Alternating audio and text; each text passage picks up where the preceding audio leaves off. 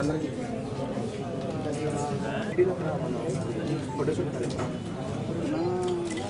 Cinema పేరు చూడగానే అంతా అక్కడ జరిగింది అని చూడగానే ప్రజల్లో ఒక కుతూహలం ఏర్పడుతుంది. ఏమిటి ఎందుకనే ప్రతి సినిమాకి చక్కటి స్టోరీ, చక్కటి డైరెక్షను, చక్కటి డైలాగ్స్ ఉంటే హాస్యంతో పాటు ఉంటే డెఫినెట్గా సక్సెస్ అవుతుంది. ఈ సినిమా చూడగానే నేను నిన్న ఆంధ్రప్రభ పత్రికలో ప్రచురించిన డీటెయిల్స్ చూశాను. చూడగానే నాకే కుతూహలం అనిపించింది. తప్పకుండా చూడాలి. నవంబర్ 14 రిలీజ్ అవుతుంది.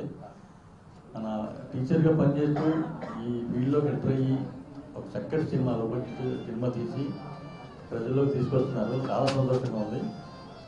But with their interest at young age they dare to take up a nice movie.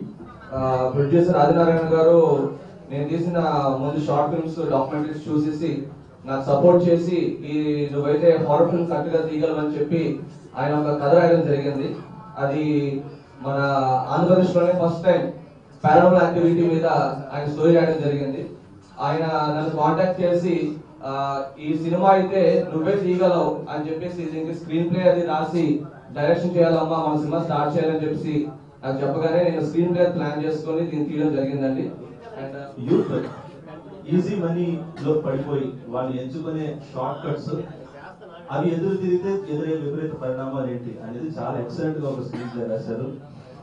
Very excellent story, చాలా బాగా వచ్చిందండి. మొన్నే ప్రసాద్ రివ్యూ థియేటర్ కూడా రివ్యూలో చూసాం. చాలా రిసెప్షన్ కూడా చాలా బాగుంది.